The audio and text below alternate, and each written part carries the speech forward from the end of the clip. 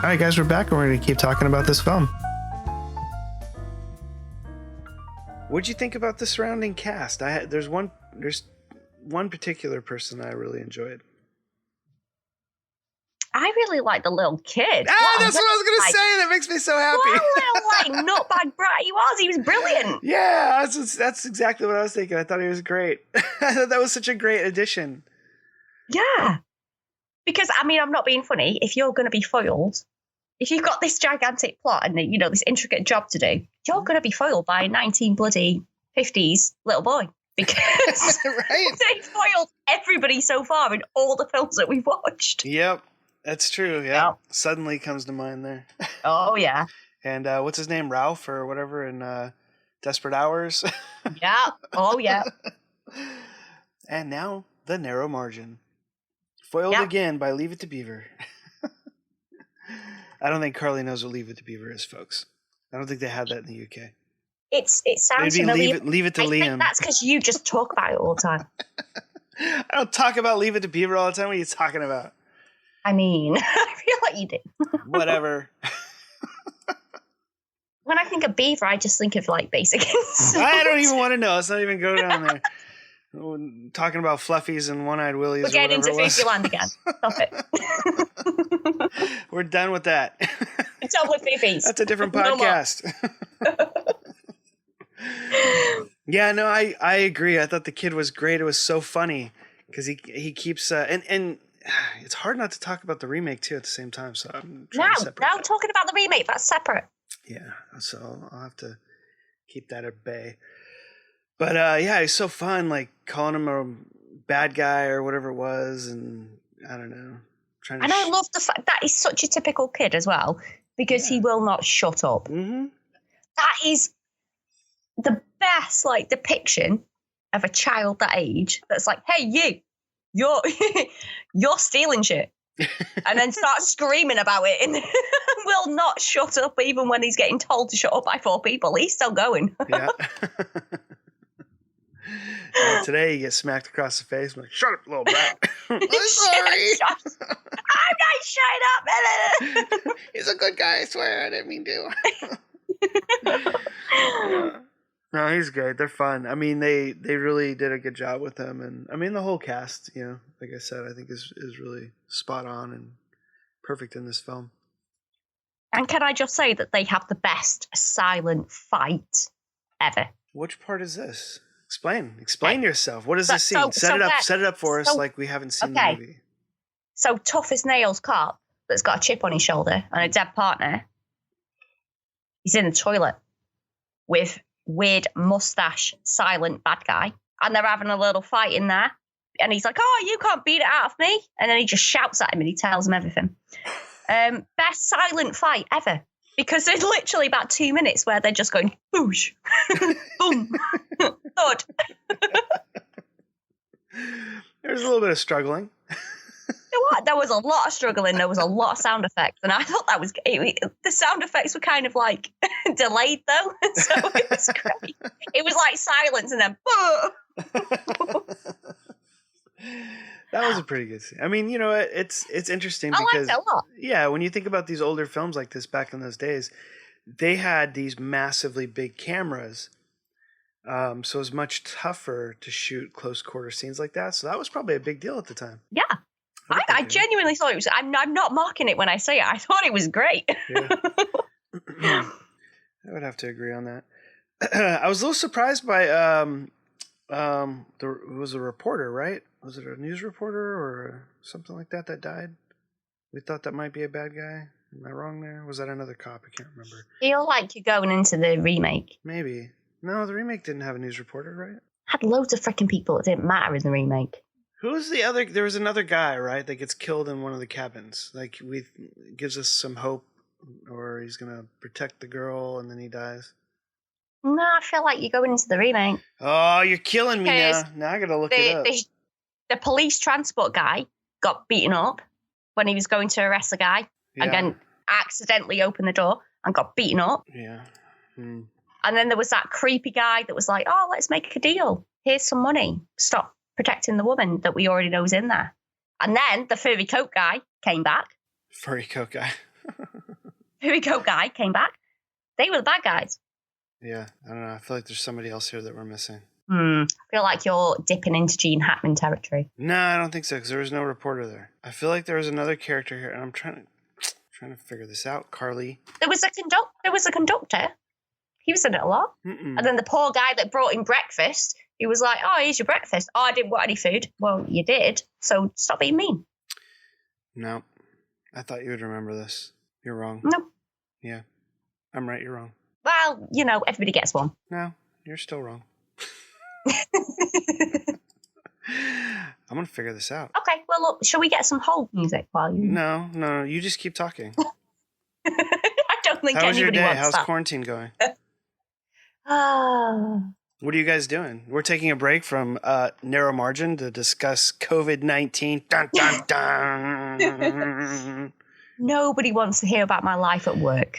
Just tell us what's going on. Like, how's it been? What's the deal over in the UK? Like over here, everybody knows about the news in the US right now, right? We're like leading in cases and leading in deaths now and all this kind of crap, and we still have a mess of a kind of freaking leading in leader. Facebook jokes as well. I don't want to break it to you, would imagine but we are a little bit. I mean, haven't we been leading in Facebook jokes since 2016? I mean, maybe. I don't want to be the one to break it to you. I want to see some of these because I don't get to see these. I don't share them because I have so many American friends. I'm like, I don't want to make anyone cry. No, you have to share them if they're funny. Please do. Because we're all thinking the same thing. Well, okay. When I next see one, I will share it for you all to hate me. Like, give me a taste. Give me an example. Oh, let me find one. I saw one the other day that was just hilarious. I need some hold music. That's like 70s detective music. I can't search because you're making me laugh. I shot a couple movies with Eric Roberts, and Eric Roberts loves to play a fake trumpet. We should get him on to... Oh, my God, we should get him on to play fake trumpet. That'd be amazing. Guys, we can do a crowdfunder to get Eric Roberts to do. The funny part of it is though, he's really freaking good at it. He is. It's fucking hilarious. But yeah, anyway. Was that enough hold music? Did you get what you're... Oh, no, I can't find it. No. We'll come back to that in another episode. We'll just do American jokes. Okay. Okay. Where were we?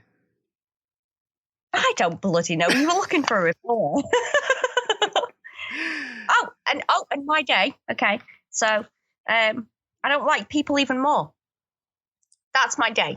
What? Wait, what? You don't play this game well. No, I don't play with people well. So my general day in COVID-19 is I don't fucking like people. I hate them even more than I did before, which I thought was impossible. Yeah, but nobody cares about that. They want to know, do you still have toilet paper left? I've got fucking shitloads of toilet paper. Because I go to Bargain Booze where the beer is and they have toilet paper. Oh, okay. Nobody else does. That now, Keith. So. Yeah, out here in America, they only care about two things: rioting and toilet paper. I don't know why. I'll write on the toilet and then I'll be like, God. Yeah, I don't know. It's crazy times out here. But I don't know. Should give us tons of time to do more work. Podcasting and pretending to make movies that we can't make because we can't go outside. I was going to say, yeah, in theory, it's taken me 2 weeks to figure out what day it is. Yeah, no, it does. Like, my sleep system is all over the place. Like, I missed Easter. We knew Easter was happening. Genuinely, we knew Easter was happening like 12 hours before it was happening because we saw it on TV and went, oh, shit, that's Easter Sunday. Yeah, right. Same here. Yeah. I mean, we're staying up to like 2, 3, 4 o'clock in the morning and sleeping in to like 11, 12 in the afternoon. And it's just like, it's so weird. Time is just not real anymore. Because it doesn't matter. See, we keep doing that, but then realising that one of us needs to be at work. Crap. It's me today. I've got to get up. Yeah, that's tough. Yup. Because my husband's working like 5 days and I'm working the 2 days that he's not in. Yeah. For childcare. So literally our morning is which one of us is meant to be in work. Figure it out now. We have like 5 minutes because we're meant to be in work. Oh, boy. Who's putting on the uniform today? Yeah, that's tough. So, narrow margin. The narrow margin. Back to that. And my mystery character who might or might not be in the film. In my head, for some reason, there's a reporter or a news person or something in this film who you think is a bad guy and then tries to help, but then he gets killed and shot in the head or something. Okay, so have you not figured this out then? I haven't. Is this why you're putting this out to the people? Yes. Okay, you are so talking about the remake. I'm not, because that's the train conductor. That's the railroad security guy. Is that the train conductor? No, not the train conductor. He's a railroad security guy. He's like an air marshal for an airplane. The man that gets stuck in all the doorways all the time. Yes, the heavyset guy. Okay. That's in the remake, but I was pretty damn sure in this one there's a guy drinking while he's in the dining cart. Okay, so he thinks he's a bad guy. That you were wrong and I was right. Wait, It was in the remake. What was? Not the original. What was? The reporter guy, the heavyset gentleman. He's not a reporter. You said he was. No, he's not a reporter. He is a railroad security person. He's like a marshal for like an airline, but for a train. I don't know what you call them, but he says it in the movie. Police? I don't know. But that's basically what it is. He's like train police. Yeah, but he's not a bad guy, is he? No. That's what you said. Oh, no, I'm not saying that. Hold on. Let me finish.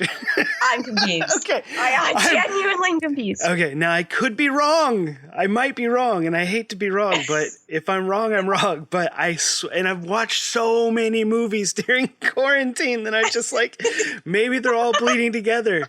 Maybe this is incorrect, and I'm thinking of a different movie. But I'm pretty sure our tough as nails guy is in the dining cart. Maybe or maybe not, he's talking to the woman and the kid and the nanny or grandmother, whoever she is. I can't remember, but there's another gentleman in the dining cart who's drinking, possibly getting drunk and passing out or boredom. And I think he's supposed to be watching whoever. I don't know what. Can't really remember. But our tough as nails cop seems to think that this guy is a bad guy or watching him or whatever. And later they get into a confrontation or a fight of some sort. And then he figures out, no, he's not a bad guy. He's a reporter of some kind. Okay, so that is not in the original. And then I thought that once they figure that out, he stays to watch the girl and then gets killed. Okay, so that is not in the original. I am only 100% certain of this because I watched the original like 2 hours ago. Oh, okay. All right. And I watched it like 2 weeks ago. Yeah. So maybe I'm getting it mixed up with something else. Now, I know there's something that does sound familiar to it does, the because remake. I do know in the remake something similar happens. And that's the reason why I was so positive. Are you just wanting to talk about the remake? No, because I know the scenario in the remake. and it's different. Like, it's sort of the same, but it's different. Just like everything else in the remake is sort of the same, but different. You know, in the remake, it's the train conductor police guy. The heavyset guy. Right? See, now you've got me doubting what I watched. Yeah, see what I mean? Am I now thinking that maybe I missed a bit? Maybe, because he wasn't in it for a lot, you know, of the movie that I recall. It was just like maybe 2 or 3 scenes, and it was like, it didn't, you know, it wasn't a big part of the story, but for some reason in my brain, it's like this happened, or this happened in another movie on a freaking train. Okay, so could have happened. So now everybody needs to watch it and tell us what happened, because now I'm doubting myself. I'm like, crap. Well, I went outside for a cigarette. So did I miss something in those 5 minutes? Possibly. And you know what the thing is? I also recently watched both versions of Murder on Orient Express, and I'm like, was it on that? And I'm like, no, it couldn't have been that movie. No. So I don't know. And I was like, well, was it Strangers on a Train? It's been so many movies I've been watching. I just don't know. Snakes on a Train. Snakes on a Train. Throw that in there. You're welcome, Asylum. Oh boy. I met the guy that directed that at a film festival once. Why do you always mock me? I'm not. I don't get to meet these cool people. Well, I mean, you know, he was a nice guy. Met him and his wife, and Well, I wouldn't know, would I? I don't know. Because I never get to meet these people. You go, oh, it's this awesome person that I met. Oh, thanks. Yeah. He did mortgage his house to shoot another movie, which I thought was like, what? Don't do that. I mean, does he need some money? I'm available to help. Yeah, I don't think Silent paid much of anything, if at all. Yeah, well, they're awesome. So you watch your mouth. No, I mean, I agree. I think they are awesome. I think they really have made a name for themselves. They made a name for themselves a long ass time ago when they were doing mockbusters for Hollywood Video. I mean, Blockbuster Video, whatever. Hell yeah. Yeah, that's why we got Snakes on a Train. Or Transmorphers, or... Oh, that is the Bob. Lance was in one. He did that Treasure Island one. Oh, yes. I remember you telling me about that. I've not watched it yet, but I 100% will. So, yeah. I don't know. I'm not sure where I'm getting this extra character and this extra sort of story arc thing from. But so could this maybe be the unraveling of Jason Morris's mind? Could be. Live on a podcast. We are in the Matrix. Yeah, we are. We are in the Matrix, yes. I feel like we might be. Yeah, I agree with that. I think we are. It feels like it these days, except I just can't make everything I want to happen. I know. But I don't know. If we're wrong, let me know. Somebody let me know. Call us. So, hey, Carl, let's take a break real quick and talk to our listeners about our sponsors.